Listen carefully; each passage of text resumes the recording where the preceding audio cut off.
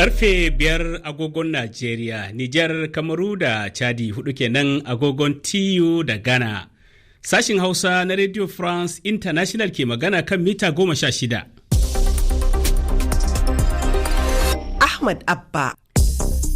Masu sauraro, Assalamu alaikum, barkanmu da kasancewa da ku cikin shirinmu na yamma ga wasu daga cikin kanan labaran da za ku ji. Yau ake fara wasannin gasar Olympics na birnin Paris gabanin buɗe gasar gadan-gadan ranar Juma'a.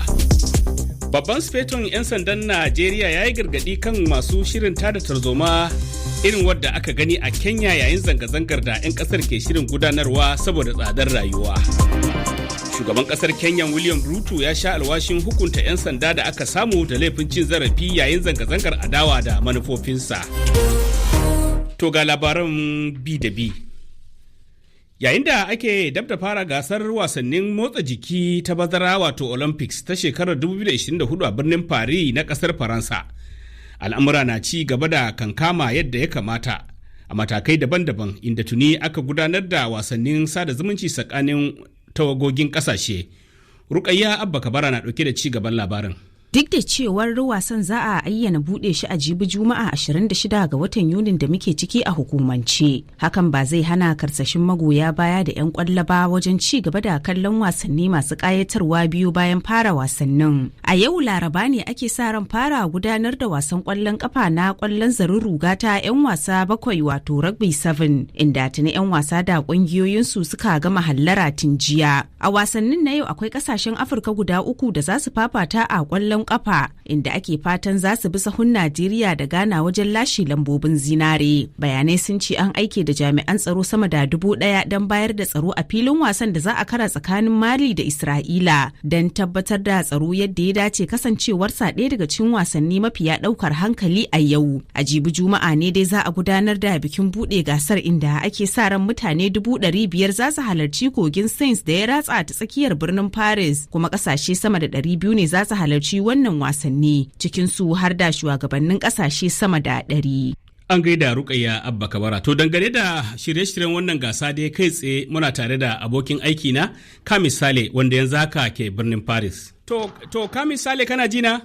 Ina jin ka. To wani hali ake ciki yaya shirye-shiryen gasar ke gudana yanzu haka a nan birnin Paris? To, Ahmad Abba, kamar yadda aka sani dai a yau an fara wasu wasanni ciki har da ƙwallon ƙafa a gasar Olympics ɗin. Kasan dama kafin a ƙaddamar da gasar a hukumance akwai wasanni irin su ƙwallon ƙafa, irin su ƙwallon zarin ruga da dai sauransu da ake farawa gabanin haka. To yau an riga an ƙaddamar da waɗannan wasanni. To ya yanayin birnin yake?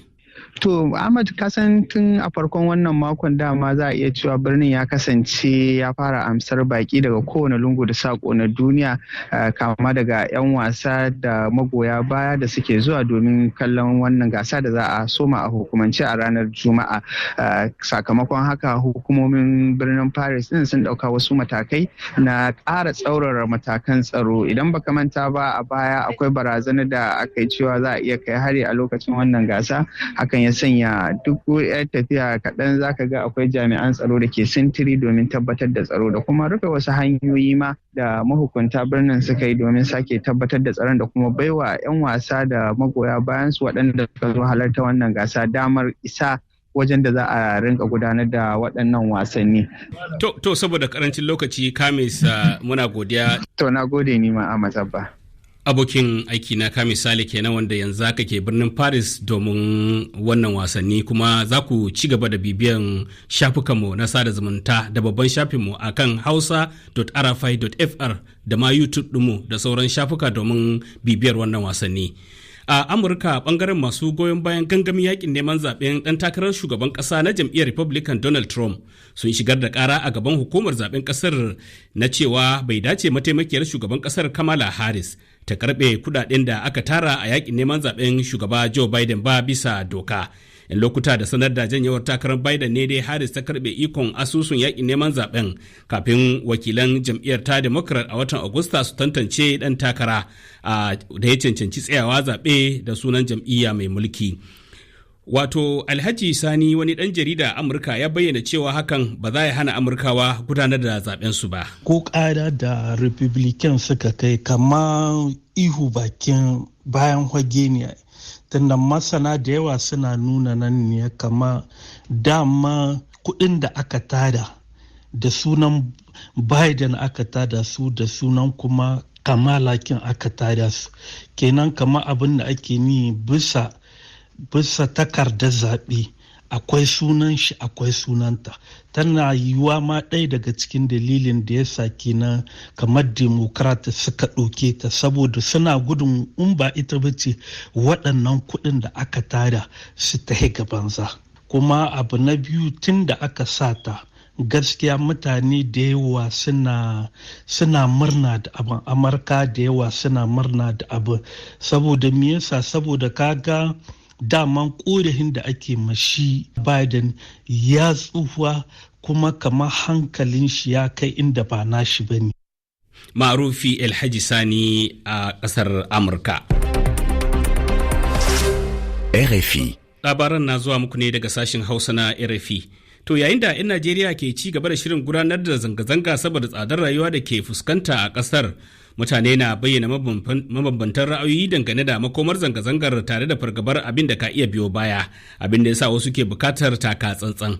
Wakilinmu a Kaduna Aminu Sani Sado na ɗauke da rahoto a kai. Mustapha Saddauna mai wurno ɗan asalin ƙasar Sudan ne ya janyo hankalin 'yan Najeriya kan halin da Sudan ta fada sakamakon zanga-zanga a kan biredi. Mu dai a Sudan an fara zanga-zanga a kan biredi, farashin shi ya daga daga 1 pound na Sudan zuwa 2 pound. Daga nan kanukan mutane suka rabu. Gashi yanzu da dalili wannan abun har kasar Sudan ma ta shiga yaƙi tsakanin al'ummar Sudan, kuma yawancin matasan Sudan duka sun mutu a wajen yaƙi.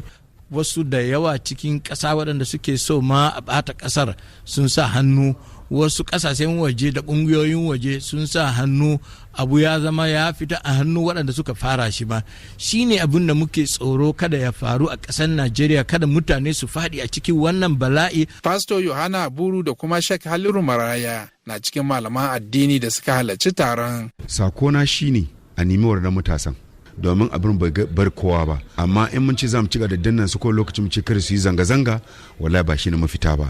A zauna da su, a ji korafen su, a nemi su mafita. Babban abin da aka kira ga gwamnati wanda zai jawo matasan nan da ma duk wanda yake da niyya ya shiga wannan zanga-zanga ya fasa shine ta dawo da wannan tallafin, a mayar a ci gaba da biyan tallafin nan, domin in Allah ya so yadda zai rage wa mutanen Najeriya raɗaɗin rayuwa. Aminu Sani Sado, Kaduna, RFI Hausa. To babban sifeton 'yan sandan Najeriya ya yi gargaɗi game da masu shirin tada tarzoma daidai lokacin da fusatattun 'yan ƙasar ke amfani da shafukan intanet wajen kira don fitowa zanga-zangar gama gari na nuna adawa da rashin shugabanci na gari ko kuwa shugabanci na gari da kuma tsadar rayuwa daga ranar 1 ga watan Agusta mai kamawa, a wani abin da ka iya zama babban kalubale ga shugabancin Bola Tinubu. 'Yan Najeriya sun samu kwarin gwiwa ne daga matasan Kenya waɗanda zanga-zanga ta tilasta wa gwamnati janye haraji tare da rusa majalisar ministoci.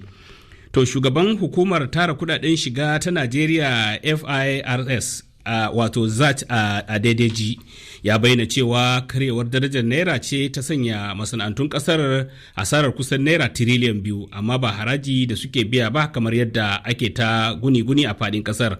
Koya masana ke kallon wannan bayani na shugaban hukumar ta FIRS a kasar? Dr. Isa Abdullahi, masanin tattalin arziki a Najeriya, ya yi mana tsokaci. Duk abin da ya shafi wannan bangare ya shafi abin da ake magana lalacewar darajar naira, kuma ina ga a wannan abin ya shafi kamfanoni sosai. Shi yasa wannan kaga zaka ga ake cewa babban mashahurin dan kasuwa na Najeriya Aliko Dangote sai kaga an ce ya koma baya. Zaka ga arzikin Najeriya daga GDP dinta daga wajen kusan biliyan 500 da wani abu dala yana komawa kamar biliyan 300 ko 400 saboda lalacewar darajar naira haka. To duk wayannan domin kadarorin Najeriya Najeriya a naira ake kiyasin su, saboda haka in naira ya lalace zaka ga darajar kuɗaɗen sun lalace. To amma abin da ya shafi abubuwa na yau da kullum kamar misali a ce cost of raw material, abin da suke siya su amfani da shi su sarrafa, wato cost of production, abin da suke amfani da shi wajen yin aiki na yau da kullum kamar farashin man fetur da diesel da farashin kuɗin wuta, duk waɗannan sun shafi abin da in ya ƙaru haraji na ƙaruwa a kansu, saboda haka haraji na da tasiri akan waɗannan. Dr. Isa Abdullahi. Ma'aikatar tsaron Nijar ta ce an kashe sojojinta 15 tare da raunata wasu 16 a yayin wata arangama da aka yi tsakaninsu da 'yan bindiga a tsakanin garin Bankilare da Taira da ke yankin Tilibiri. Sai dai gwamnatin sojin kasar ta ce dakarunta sun yi nasarar kashe 'yan ta'adda 21 a Tahomu Gaman. Don jin yadda al'amari ya wakana mun tuntuɓi Abdu Dan Neto, mazaunin Nijar, kuma ga abin da ya shaida mana. Waɗannan 'yan bindiga daɗi ko kuma 'yan ta'adda kowane lokaci suna zauwa suna kwantan ɓauna suna kashe mu sojoji. Mun san wannan abun akwai lauje cikin naɗi, kuma insha Allahu wannan lauje na cikin naɗi zai hito ga hili, tunda hamma ya zama zir, an san ko daga ina ne wannan abu, kuma in Allah ya ta'addanci ba da jimawa ba sai mun gama da shi, saboda kahin mu gano bakin zaren ne muke da matsala, amma yanzu da muka gano bakin zaren in Allah ya jira dan lokaci kaɗan wannan abu sai ya ƙare, saboda mun gano daga ina ne abin yake tasowa, kuma mun gano su ake kitsa shi, kuma insha Allahu za mu yi maganin wannan abu, kuma Allah zai ba mu iko na mu yi maganin wannan ta'addanci da ake mu insha Allahu ba da jimawa ba. Kuma sojoji suna yin bakin su, kuma gwamnati tana yin bakin ta, saboda daman me ake so a bada makamai, a bada kayan yaki. Abdu Dan Neto daga jamhuriyar Nijar. To gwamnatin Faransa ta yi kira da a gaggauta sakin hambararren shugaban Nijar din Mohamed Bazoum ba tare da wani sharadi ba, kusan shekara guda tun bayan hambarar da shi a wani juyin mulki da sojoji suka yi. Kakakin ma'aikatar harkokin wajen Faransa Christophe Lemoyne, wanda ya bayyana bukatar cikin wata sanarwa, ya ce hambararren shugaban na cikin mawuyacin hali. A shekarar 2021 ne aka zaɓi Bazoum a matsayin shugaban ƙasa har sai ranar 26 ga watan Yulin shekarar ta gabata. Shugaban masu tsaron fadar shugaban ƙasar Janar Abdurrahman Tiani ya hamɓarar da gwamnatinsa, sannan ya ci gaba da tsare shi. To kamar yadda watakila aka ji a kanan labaran, shugaban kasar Kenya William Ruto ya bayyana sunayen wasu mutane 4 na kusa da jagoran 'yan adawa Raila Odinga daga ministocinsa 10 da za su kasance cikin majalisar zartarwa. A jawabin da ya gabatarwa 'yan kasar ɗazu-ɗazun nan, Ruto, wanda ya jajantawa iyalan waɗanda suka mutu a yayin zanga-zangar adawa da tsarin harajin da gwamnatinsa ta bijiro da shi, ya sha alwashin hukunta jami'an 'yan sanda da aka samu da laifi wajen take hakkin masu zanga-zanga. Yana mai shawarar al'ummar kasar da su yi fafutuka da dattaku da sanin ya kamata. Ga kaɗan daga cikin kalamansa. I call on the National Police Service to use its Ina kira ga rundunar 'yan sanda ta ƙasa ta yi amfani da hakkin da aka ɗora a kanta cikin sanin ya kamata, cikin ƙwarewa kuma yadda ya dace, kamar yadda kundin tsarin mulkin ƙasa ya tanada, da zumbar kare sassan da suka yi nuni da kare hakkin al'umma. Dole ne a tunkari duk wani aiki na saɓawa ƙa'ida da jami'an 'yan sanda suka aikata cikin hikima da bin kundin tsarin mulki, da zummar samarwa al'ummar Kenya rundunar 'yan sanda mai mutunci.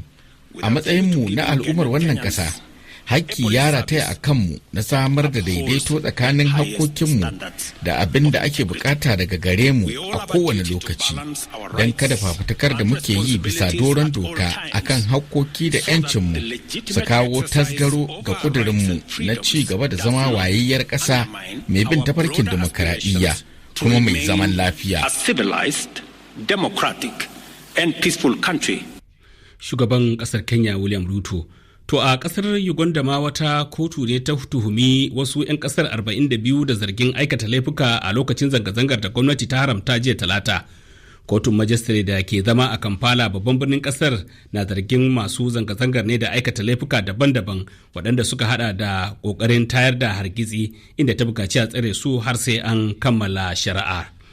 Adadin waɗanda suka mutu sakamakon zabtarewar ƙasa a Habasha ya haura 229, inda mahukunta a yankin kudancin ƙasar inda ibtila'in ya faru suka ce har yanzu adadin na iya ƙaruwa saboda ana ci gaba da aikin ceto. Akalla maza 148 da mata 81 ne suka mutu sakamakon bala'in da ya auku a ƙaramar hukumar Kencho Sancha da ke yankin Gofa a ranar Litinin.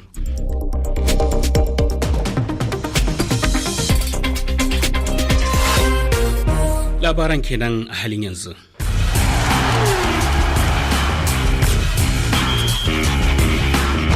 Lokaci ne na labarin wasanni kuma kai tsaye muna tare da Umar Sani. Ahmad Abba gaishe ka. Ya mu je. Bari mu soma wasannin da gasar Olympics da ake. Kasan da ta mola haka a birnin Paris ba. Da ta mola aka bude gasar bazara ta Olympics a birnin na Paris kwanaki 2 gabanin kaddamar da wasannin a hukumance.